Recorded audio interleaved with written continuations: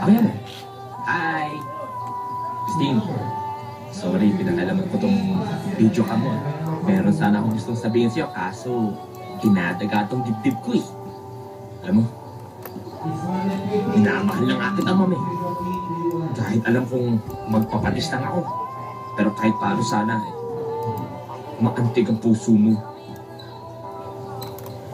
Ng kagupuhan ko. Kuha kaya yun.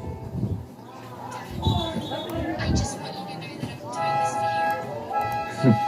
That's why I'm going to give you 101 reasons why you should have married her. Dad, number one, she's not, I mean not at all good looking. I mean, come on, she's not gonna look good next to you. Number two, she's fond of young men that are old enough to be his son. Itatakpan niyo yung mga bibig niyo kasi baka tumansik ang laway niyo. Ma'am, makinig kayo sa akin ha. Ma'am, huwag kayong madedepress, huwag kayong magugulat. Ma'am, huwag kayong masasaktan ha. Huwag kayong madedepress. Ma'am, tsaka huwag kayong iiyak ha. Ano ka ba huwag ka maiyan? Dami-dami kong ginagawa. Busy-busy ako ngayon. Ma, kailangan niyo ito panood. Panoorin niyo ito, ma. Pinapanood mo ako ngayon na alam mo dami-dami kong ginagawa. O, ito, basa. Excuse me. Excuse. Ma, sige na panoorin niyo. May nalaman ako tungkol sa anak niyo. Hay naku, marami akong ginagawa. Maraming salamat sa iyo, ah. Hindi man sadya. Pero ikaw ang dahilan kung bakit sa wakas ay mabubuo na rin ang pamilya ko. Salamat sa pera mo, ah. Nagkaroon man na ng intriga na pinatay kita. Absuelto na ako. Eh kasi naman hindi naman talaga totoo yun, eh.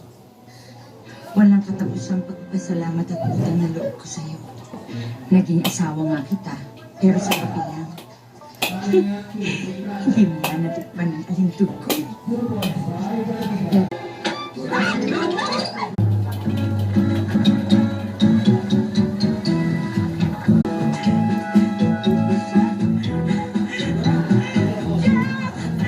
Why, Kiki, Jack?